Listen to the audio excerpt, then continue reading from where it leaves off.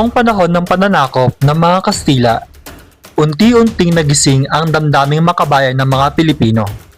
Sa kabila ng mahabang taon ng pananahimik at pagtitiis, dumating ang panahon na hindi na kayang sikilin ng takot ang pagnanais ng kalayaan.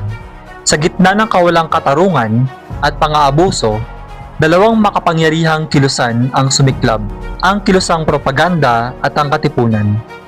Magkaiba sila ng paraan, ngunit iisa ang kanilang layunin.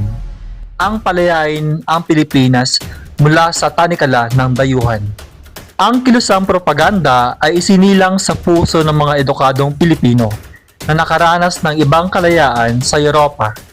Sila ay tinatawag ng mga ilustrado, mga taong ginamit ang kanilang talino, pagsusulat at malawak na kaalaman upang ipahayag ang hinaing ng sambayanan.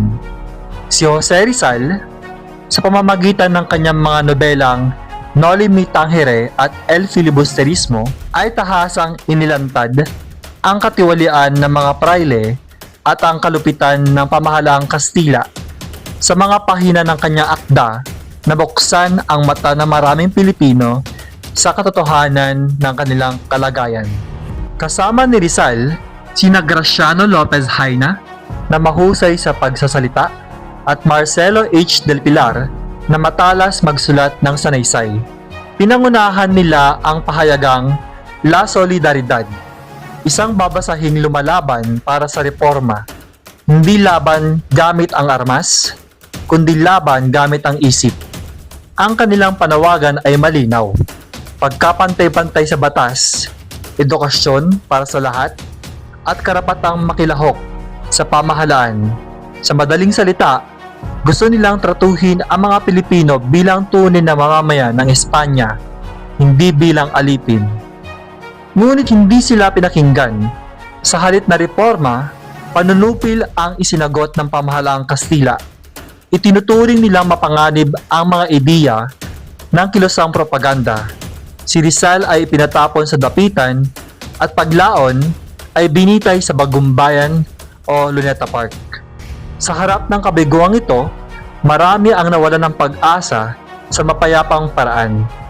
Dito pumasok ang isang bagong kilusan, mas tahimik, mas mapanganib at mas determinado. Ang katipunan na buong pangalan ay Kataas-Taasan, Kagalang-galangang Katipunan ng mga anak ng bayan ay isang lihim na samahang itinatag ni Gat Andres Bonifacio noong taong 1892. Ang mga kasapi nito ay hindi nabibilang sa mga edukado o mayayaman. Sila ay mga manggagawa, magsasaka, karaniwang tao, mga Pilipinong sawa na sa pang-aalipusta at handang lumaban para sa tunay na kalayaan. Hindi tulad ng kilusang propaganda, hindi reforma ang kanilang hangad, kundi revolusyon. Sa bawat pagpupulong at panunumpa, pinalakas nila ang kanilang samahan. Ang kanilang mga lihim na kasulatan, ang mga sandatang itinatago, at ang mga kaisipang palihim na ikinakalat ay naging hudyat ng isang paparating na digmaan. At noong taong 1896, pumutok ang sigaw ng revolusyon. Ang mga katipunero sa pangungunan ni Bonifacio ay buong tapang na humarap sa sandata ng mga Kastila.